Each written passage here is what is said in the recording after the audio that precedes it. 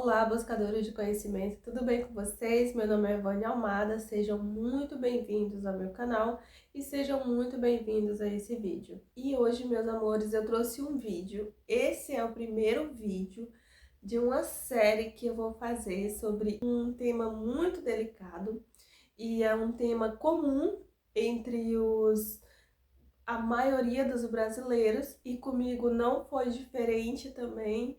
Então eu quero trazer a minha versão, né, dessa dor, desse algo comum entre todos. E qual é o tema desse vídeo? O tema desse vídeo é abandono paterno. Sim, o abandono paterno é muito comum entre a grande massa da sociedade brasileira. E eu também não sou diferente. Passei também pela dor do abandono paterno. E o que eu quero trazer para vocês? Eu quero trazer a minha versão, né? Eu quero trazer a minha história e contar como que, ao desenrolar da minha vida inteira, como que essa dor me afetou diretamente, como que eu tive que, né, viver, agir com essa dor antes de ter consciência dela, antes de integrar, né? Enfim, gente, eu acho um tema muito delicado que muitas pessoas, é comum de muitas pessoas, mas eu não vejo pessoas falando da forma que se sentiram. Então, eu trouxe esse vídeo pra cá pra saber que não estou só, primeiramente, né?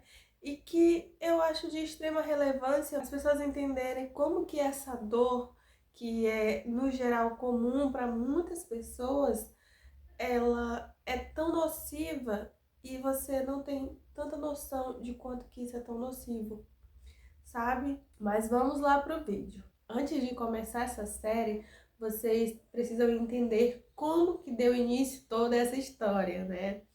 Então, acredito que meu pai conheceu a minha mãe por volta de 1989, lá no interior do Acre, em uma cidadezinha chamada Município do Bujari, que é uma cidadezinha no interior do estado do Acre. E se relacionaram, né? Acredito que tenha sido em 89, porque eu nasci em 90, em abril de 1990. Então, acredito que essa relação do meu pai com a minha mãe tenha se originado um mínimo 9 meses antes de eu nascer, né? Enfim, e meu pai teve um breve relacionamento com a minha mãe. O pouco que eu sei desse relacionamento entre eles dois é que ela na época que eles se relacionavam, era muito comum, não sei se vocês já ouviram falar que antigamente no interior, enfim, nessas áreas mais afastadas, era comum o rapaz se interessar pela moça e eles fugirem de casa, ou seja, o rapaz fugia com a moça e iam viver, né, em outro canto. Era muito comum isso no meu estado nessa época. E com a minha mãe não foi diferente, a minha mãe fugiu de casa para ir morar com meu pai, ok. Porque a gente não sei, essa é a breve, assim, o resumo do resumo da história do meu pai com a minha mãe, que porque nunca foram me contadas essa história, eu não tenho detalhes da relação deles dois, então, assim, é o mínimo que eu sei. Ok. O meu pai, a história do meu pai é a seguinte, o mínimo que eu sei é a seguinte, a mãe do meu pai faleceu, ele ainda era pequeno, tipo assim, uns 5 anos de idade, então ele foi criado com a avó. A avó dele era, era a figura materna que ele conhecia, no caso seria minha bisavó. E eu não sei como que foi a questão da criação, do crescimento dele, eu não sei, eu não tenho essa informação, mas o fato é que ele, né, resolveu construir uma vida com a minha mãe. Não sei quanto tempo meu pai e a minha mãe viveram juntas nessa época, mas o que eu sei é que antes de eu nascer, o meu pai, ele separou da minha mãe e foi embora com outra mulher. Eu não sei como que realmente isso aconteceu. Mas acredito que o meu pai não chegou, botou um fim na relação com a minha mãe. Ele simplesmente foi embora, foi para algum lugar e de lá foi embora com outra pessoa. Foi bem assim a história que aconteceu. E a partir daí, é tudo o que eu sei sobre o meu pai. Eu o conheci, já tinha 8 anos de idade, então já contei em outro vídeo como que foi, mas eu vou recontar aqui novamente porque eu preciso contextualizar. Então, eu tinha mais ou menos por volta de 8 anos de idade, eu precisava passar por alfabetização. Nessa cidade onde a minha mãe morava, né, na parte do interior, não tinha escola de alfabetização, primeira série na época. E eu precisava estudar, começar o ano letivo. E a minha mãe, a ideia brilhante que ela teve foi me mandar para casa do meu pai, que morava na cidade, né? Então eu fui morar com ele. O primeiro contato eu tinha 8 anos de idade e já fui morar porque eu precisava ir para a escola. Ok, então era tudo muito novo. Tinha dois irmãos, né? Que era uma irmã e o irmão filho do meu pai com essa dita amante que ele fugiu, que no caso já era a esposa dele, né? E foi assim o meu primeiro contato com a minha figura paterna, né? Com o meu genitor de cara. Ok, passaram-se o ano letivo, fui morar com a minha mãe, né? Passar férias. E no momento que eu fui passar férias com a minha mãe, já tinha escola, né? Da segunda série em diante, então eu fiquei morando com a minha mãe para continuar a vida escolar normalmente. E no momento que eu terminei a quarta série, precisava fazer a quinta série na época, que ainda era por série. Não tinha a quinta série lá onde a minha mãe morava. Então, novamente tive que ir para casa do meu pai. Minha mãe mandou novamente para casa do meu pai para que eu estudasse a quinta série. E esse foi o segundo contato que eu tive com o meu pai. Passei o ano letivo, né? Fiz a quinta série, tudo certinho, fui passar férias na casa da minha mãe. Quando eu fui passar férias na casa da minha mãe, acabei que já tinha mais ou menos 13 anos por aí e conheci o pai do meu primeiro filho. E engravidei, né? Nesse período das férias, engravidei. Não voltei para casa do meu pai para estudar, porém, quando meu filho nasceu, eu levei o meu filho novinho, com 1 mês de vida, para o meu pai conhecer e abençoar e tudo mais. E nesse dia, ele, né, cheguei lá toda empolgada, né, e inocente também, sem noção de muita coisa da vida, do que significava ter um filho naquela época, com aquela idade. Então, o meu pai simplesmente olhou na minha cara e virou a cara. Não me abençoou, não abençoou meu filho e, a partir de então, nunca mais falou comigo. E é sério, gente, ele até hoje ele não fala, mas não é por minha opção, é por opção dele. Então, assim, já tentei contato, já, enfim, já, né, fui atrás, tentar conversar, e ele simplesmente não quer saber. É alguém que não quer conversar, não quer contato, não e nada. Tipo, não quer. É como se fosse um relacionamento que o ex bloqueia você, não quer conversa, acabou aquele relacionamento. Quando é um relacionamento amoroso, é compreensível, né? Porque você não é obrigado a se relacionar com alguém que você não queira, né? Obviamente. Só que estamos falando de uma relação pai e filha, que já está bem desproporcional. Ou seja, o pouco que eu sei da história dele com a minha mãe é mínima, é essa. E eu não entendo em que momento da história eu, né, sou a pessoa que magoou, que feriu ele. Inclusive, gente, entrei em contato com ele pedindo perdão. Enfim, tava muito na vibe de pedir perdão se ele tivesse feito algum mal e tal. E, gente, entrei em contato, mandei mensagem e ele simplesmente visualizou e não respondeu até hoje. Então, é uma pessoa que eu já me disponibilizei a entrar em contato, já. E nada, gente, simplesmente nada. É alguém que me botou na terra pra me ignorar. E aí, é que entra as outras partes da história. Como que a dor desse abandono, né? Porque o abandono paterno, de uma figura paterna, já é muito nociva na vida de um ser humano.